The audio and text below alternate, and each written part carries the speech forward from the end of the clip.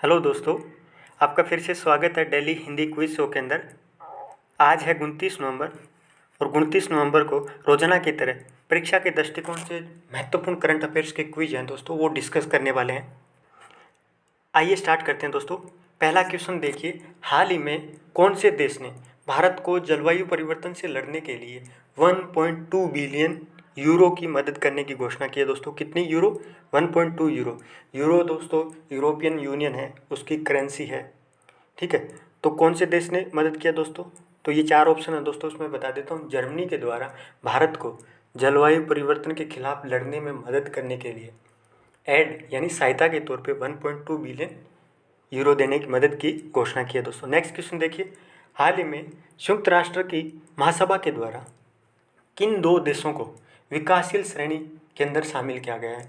UN की जो general assembly है दोस्तों, उनके द्वारा एक ऐतिहासिक प्रस्ताव पारित किया गया है और 2 देशों को, कौन से देश दोस्तों? अपने पड़ोसी देश हैं, इसलिए ज़्यादा याद रखना जरूरी है कि नेपाल और बांग्लादेश 2 ऐसे देश हैं दोस्तों जिनकी प्रति व्यक्ति आय वो विकासशील श्रेणी का जो कैटेगरी है दोस्तों उसमें शामिल होने की, प्रति व्यक्ति आय बढ़ने की वजह से नेपाल और बांग्लादेश को विकासशील देश की श्रेणी के अंदर शामिल किया गया है। ये क्वेश्चन याद रखिए दोस्तों।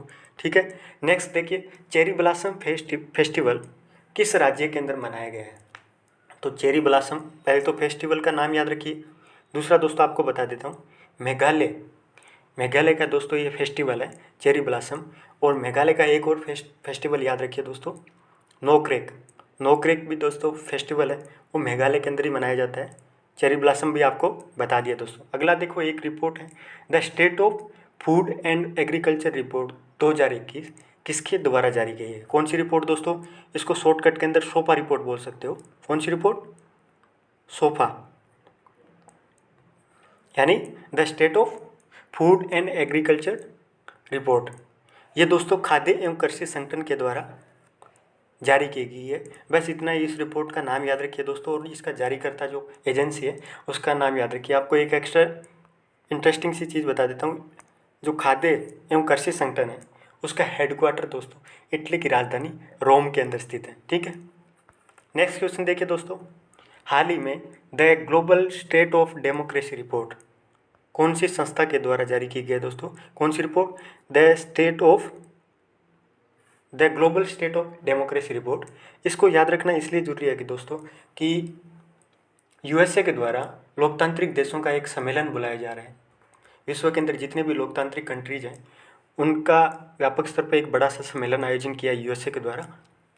इसलिए दोस्तों डेमोक्रेसी से जुड़ी हुई रिपोर्ट इस साल बहुत ज़्यादा इंपॉर्टेंट है। The global state of democracy report international idea के द्वारा जारी की गई है, याद रखना दोस्तों। नेक्स्ट क्वेश्चन देखिए, बहुत ही महत्वपूर्ण क्वेश्चन है दोस्तों।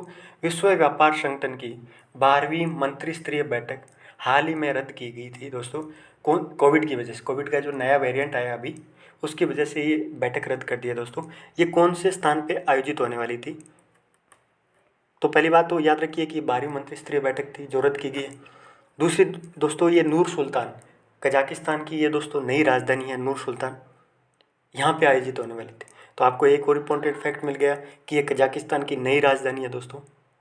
और तीसरी बात ये बता देता हूँ दोस्तों, 11वीं जो मंत्री स्तरीय बैठक थी वो अर्जेंटीना की राजधानी ब्यूनस आयर्स है, ये यहाँ पे 11वीं बैठक आयोजित की गई थी।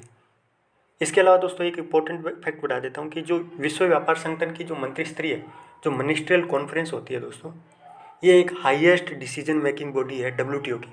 विश्व व्यापार संगठन की सबसे सर्वोच्च संस्था है कोई भी निर्णय वगैरह लेने के अंदर, और इसकी बैठक होती है दोस्तों हर 2 साल के अंदर एक बार। ठीक है, 1996 से ऐसा सीन चल रहा है। अगला देखिए, हाल ही में घोषित विश्व धरोहर स्थल रामपप्पा मंदिर कौन से राज्य के अंदर पड़ता है दोस्तों? तो रामपा जो मंदिर है दोस्तों ये यूनेस्को के द्वारा भारत का 39वां विश्व धरोहर स्थल घोषित किया गया है। याद रखिए 39वां किसके द्वारा? यूनेस्को के द्वारा। और एक और चीज़ याद रखिए कि हाल ही के अंदर यूनेस्को की जो कार्यकारी समिति है उसमें भारत को सदस्य के रूप में भी नियुक्ति की गई है। ठीक है, तेलंगाना राज्य का जो वारंगल डिस्ट्रिक्ट है दोस्तों उसके अंदर ये रामपप्पा मंदिर है दोस्तों, ये पड़ता है। और काकतीय वंश के राजा के द्वारा 12वीं शताब्दी के अंदर, कौन सी शताब्दी के अंदर दोस्तों, 12वीं शताब्दी के अंदर रामपा मंदिर का निर्माण काकतीय डायनेस्टी यानी काकतीय वंश के दौरान इसका मंदिर का निर्माण किया गया दोस्तों। ये भारत का 39वां विश्व धरोहर स्थल है। अगला देखिए, निम्न में से कौन सी समिति गरीबी मापन से जुड़ी हुई नहीं है। अभी आपको पता है कि नीति आयोग की मल्टी डायमेंशनल पॉवर्टी इंडेक्स आया था दोस्तों, इसलिए गरीबी रेखा से जुड़ी हुई जो समितियाँ हैं, गरीबी मापन से जुड़ी, वो समितियाँ बहुत ज़्यादा इंपॉर्टेंट। अपने को 4 समितियाँ दे रखी है दोस्तों। पहला दे रखी है लकड़वाला कमेटी। ये दोस्तों DK लकड़वाला जो कमेटी थी, ये भी गवर्नमेंट के द्वारा गरीबी रेखा से जुड़ी हुई थी। तेंदुलकर समिति थी दोस्तों, 2009 के अंदर स्थापित की गई थी, ये भी आप याद रखिए।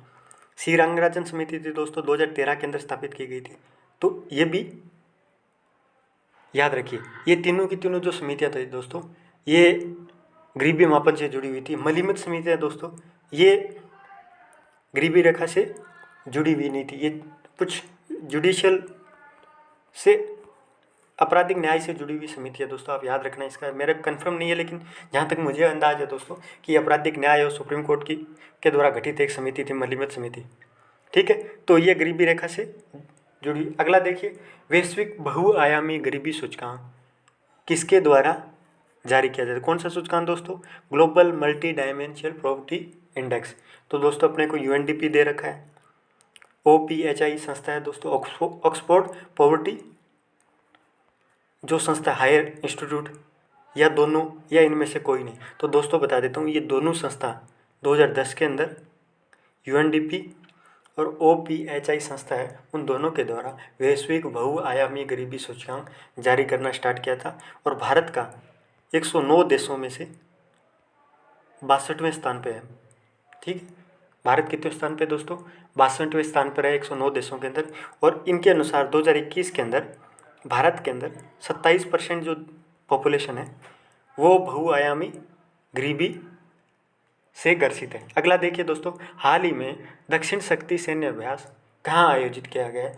25 नवंबर से ये एक्सरसाइज स्टार्ट हुई है दोस्तों। दक्षिण शक्ति सैन्य अभ्यास दोस्तों कहाँ आयोजित किया गया है, तो आपको बता देता हूँ, राजस्थान के जैसलमेर जिले के अंदर दक्षिण शक्ति सैन्य अभ्यास। ठीक है, और यहाँ पे कच्छ के रण पे भी दोस्तों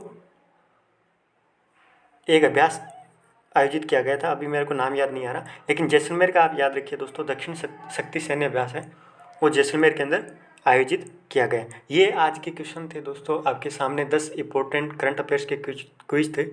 मैं रोजाना डेली करंट अफेयर्स भी लेके आ जाता हूँ, और डेली करंट अफेयर्स में जो करंट के टॉपिक छूट जाते हैं दोस्तों, ठीक है, और परीक्षा के दृष्टिकोण से महत्वपूर्ण रहते हैं, उनको मैं 10 से 12 क्वेश्चन वगैरह बना के आपको शाम को रोज़ाना लेके आता हूं दोस्तों।